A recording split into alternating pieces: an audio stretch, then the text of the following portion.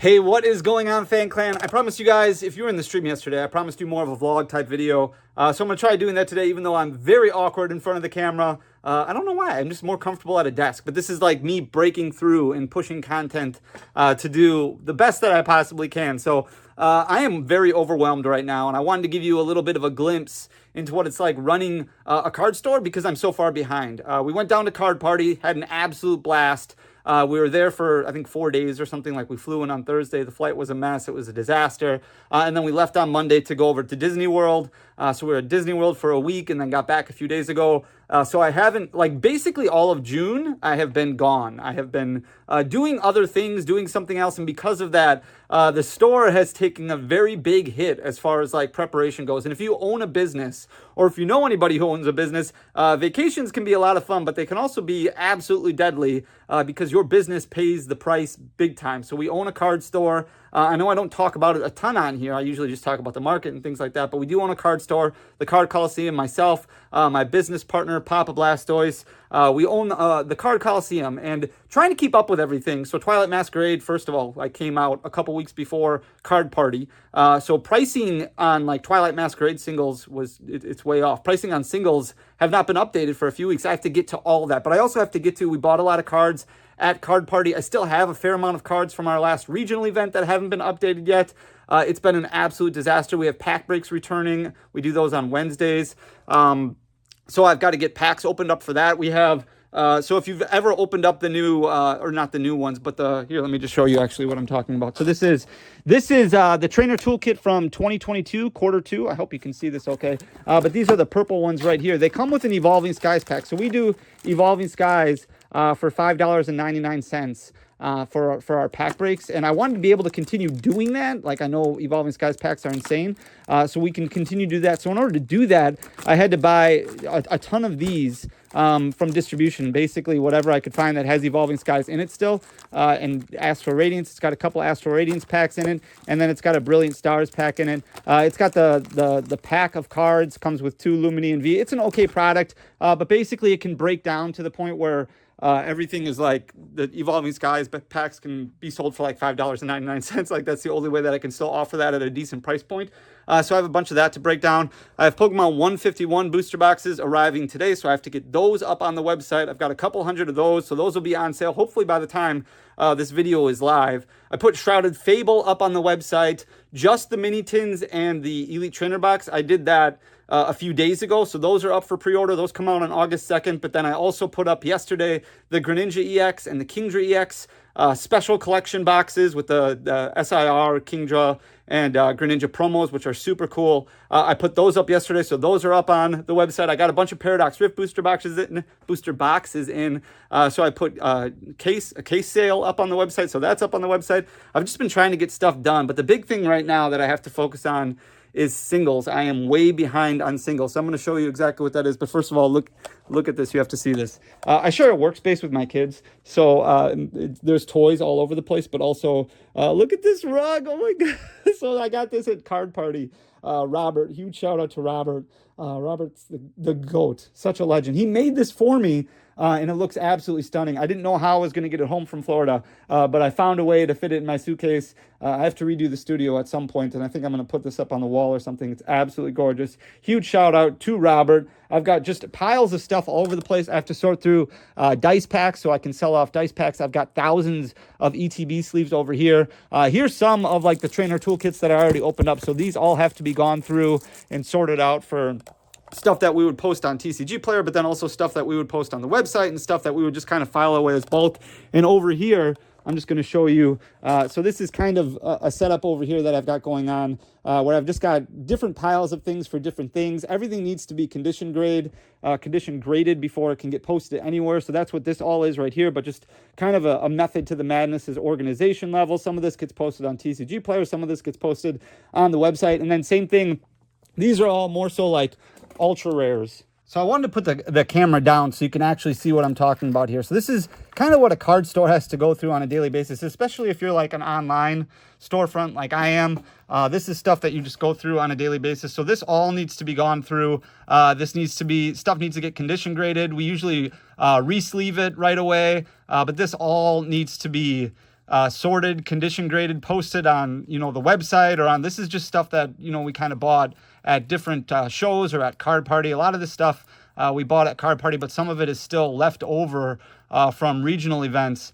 And I've got just a ton of it here that all needs to be sorted and gone through. Let me see if I can find a chunk of some really high-end stuff. I posted a short. There's a lot of like rainbow rares in here. We were struggling with keeping rainbow rares in stock, so there's a lot of those, but also a lot of alternate arts, a lot of higher class stuff. So I have to go through and kind of price out all this stuff and post it on the website after condition grading it and re-sleeving it. There's an Umbreon VMAX.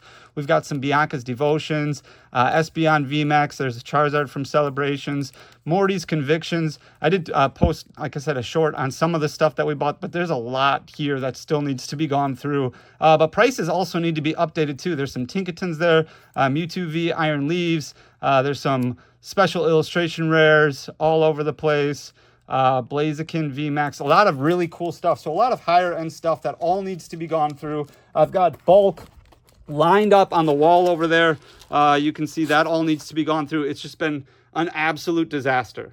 All right, so this is a little bit more comfortable for me, but I wanted to bring you over here to kind of talk to you about like going through pricing and how we get ideas for pricing and things like that, and buying Pokemon cards and how we kind of utilize what we utilize in order to price things out. A lot of times you can fill out like the collector app or the TCG player app or things like that, and then we can kind of base it off of a percentage for what we can pay for a collection. So we'll buy collections or we'll buy cards at various regional events and Card Party and things like that. And we try to be as competitive as we possibly can, but sometimes like TCG player makes it really, really difficult. And that's kind of what I talked about in the video from a couple days ago, how difficult it can be to start really trying to figure out the price point for cards because things get so messed up. So I priced out these cards this morning on the website, and I went through, this is stuff that I just recently added, but I've got, like I said, I've got 10,000 plus cards that still need to be added, and that's just the ongoing day-to-day basis, like day-to-day everything that you need to do in order to run a Pokemon card store. So if you're somebody who's looking at doing something like this on your own, it's something that's very doable, but it is very, very busy, and you want to start out small, like the whole mantra of how do you eat an elephant, like you do it one bite at a time. You start out small, start with 100 cards and work your way up, because eventually it gets to a point where it does encompass all of your time. Like it takes more hours than a full-time job would be. And if anybody, like I said before, owns a business, like there is no vacation in business. But I was trying to price out cards before, and this is just, I'm going to flip you guys around to TCG player. But I was looking at this Galarian Moltres here. So we're just going to type in Galarian Moltres. Now we post all of our cards using Shopify as our platform. There's different platforms that you can use. You can use Wix.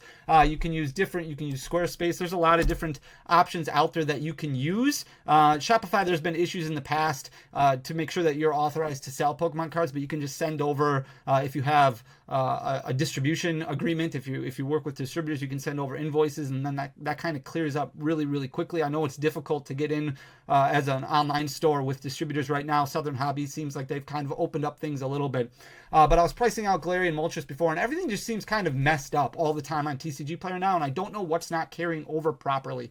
But one of the things I really like to look at is the amount of listings that are available. So we have no filters in right now, but for some reason TCG Player is populating a low amount of listings available for pretty much everything. Like there are more alternate art Galarian Moltreses available than full art Galarian Moltreses available, and secret rare Galarian Moltreses available. Now this is something that is happening with a lot of cards, not every card, but a lot of cards. This is just an example that I pulled up. So right here it says market price on this card is $10.99. Now, we typically go by market price, but right now, with market price on TCG Player, it's all over the place. So $10.99 here with only 11 listings available. So if you're somebody who's looking at buying cards and you just search for a Galarian Moltres like this is the idea that you're going to put in your head. Okay, well, not a whole lot that are available. $10.99, but the lowest listed one is $5.31. Now, I think that it should have a filter in there. Like, I know you can click only show near mint, but I think it should do better. But up here, it says 141 listings available. So that is a lot more than 11. That's actually 130 more than 11. So that's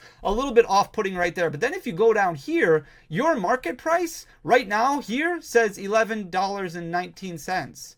So if I was going off of that, basically it would be $1 more per card at $11.19. But if you look at the latest sales here, you have one for $1.55 and one for $13.39. So the way that the market price works, the way that it actually works with TCG Player is it's going to take averages based off of near mint English copies. This is my assumption. This is what I was told, that it's going to take averages off of the past couple days, the past few sales that they might have. Well, if you have $1.55 here and you have $13.39 here, and they're both near mint Galarian Moltres V secret rares, that would mean your average market price, or your median price, if you want to go based off of that, would only be about $7. Now, your listed median price is $11.91. So that means the amount of listings that there are, the median price is $11.91. Well, what median price are you taking? Are you taking the median price here from 141 listings, or are you taking median prices from 11 listings that we just looked at over here? Because it just doesn't add up and it doesn't make sense. So when you're pricing cards out,